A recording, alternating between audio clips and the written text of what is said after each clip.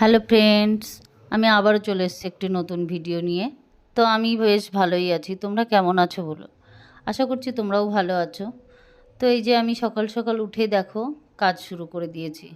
জানো তো, সব এক হাতেই কাজগুলো করতেই হয়।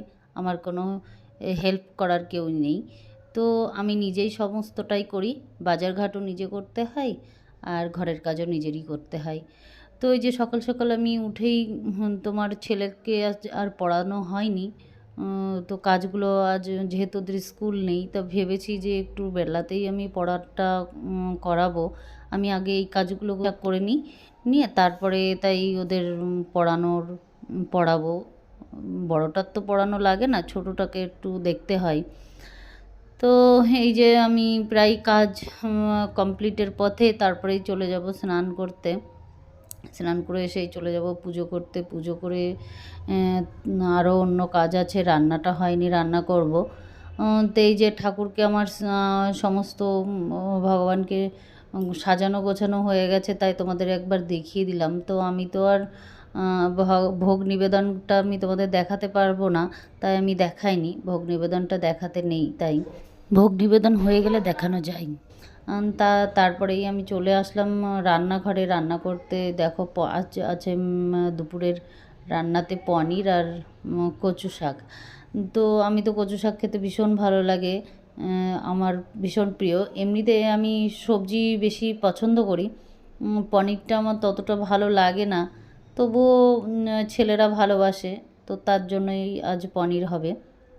আমার কচু শাক হলেই যথেষ্ট। এই যে আলু আর পটল পনিরের জন্য কাটা কমপ্লিট। তো এই কেটে নিয়েই আমি পনিরগুলো ভেজে নিচ্ছি। পনির তেলের মধ্যে আমি একটু হলুদ দিয়ে দিয়েছি, হলুদ আর লবণ দিয়েই তারপরে পনিরটা আমি দিয়ে দিই। না হলে পনিরের গায়ে যে হলুদ যদি দিই তাহলে কেমন একটা হয়ে যায়, ওই জন্য আমি তেলের মধ্যেই আমি হলুদটা ছেড়ে দিই। তো যে তেলটা বাঁচা ছিল সেই তেলটা আমি উঠিয়ে নিইনি, ওতেই পটল আর আলু ভেজে নিয়েছি। নিয়েই মশলা তৈরি করে এই মশলা কষিয়ে তারপরে একটু জল দিয়েই আবারও কষানোর পরে তারপরে তাই তোমার জল ঢেলে দেব। তো এই যে আমার প্রায় রান্না আলু পনিরের তরকারিটা প্রায় কমপ্লিট হয়ে এসছে। আর আরেক দিকে আমি কচু শাক বসিয়ে দেব, কারণ অনেকটা দেরি হয়ে গেছে। আজ দুপুরের রান্নাটা রাঁধতে আমি অন্য কাজে ব্যস্ত ছিলাম বলে আর আজ এদিকে আর ততটা সময় দিতে পারিনি রান্নার দিকে। তো ছেলেদেরও খিদে পেয়ে গেছে, ওরাও খাবে বলছে, বারবার খিদে পেয়েছে। তো এই যে পনিরের আমি জলটা দিয়েই দিয়েছি। তারপরে দেখো কচু শাকটা আরেকটা চাপিয়েছি। কচু শাক আমি সেদ্ধ করে রেখে দিয়েছিলাম তোমাদের, তার আগে আমি দেখানো হয়নি। তো এই ছেলেদের ভাতও আমি বেড়ে নিয়েছি, তিনজনারই একবারে বেড়েছি, যেহেতু দেরি হয়ে গেছে তো তার জন্য তিনজনকেই একবারে আমি ভাত দিয়ে দিলাম। তারপরে দুপুরে ঘুমিয়ে গেছিলাম, ভিডিও তো আর করা হয়নি। আর ছেলেদের তারপরে এই ছোটো ছেলেকে নিয়ে একটু পড়াতে বসেছিলাম। তা দেখো ভিডিও করছি, ও যেন ক্লান্ত প্রচণ্ড, কিছুতে পড়ার দিকে মন নেই, পড়বেই না।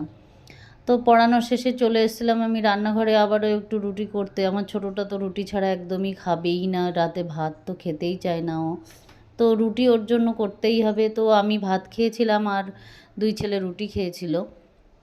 তো আজ তাহলে এই পর্যন্তই থাক, আর দেখা হবে অন্য কোনো এক ভিডিও নিয়ে। ততক্ষণ তোমরা ভালো থেকো, সাবধানে থেকো, আর এভাবেই আমাকে সাপোর্ট করো। ভিডিওটি ভালো লাগলে লাইক শেয়ার সাবস্ক্রাইব করে রেখো, যাতে আমি ভিডিও দিলে তোমাদের সঙ্গে সঙ্গে নোটিফিকেশানটা চলে যায়।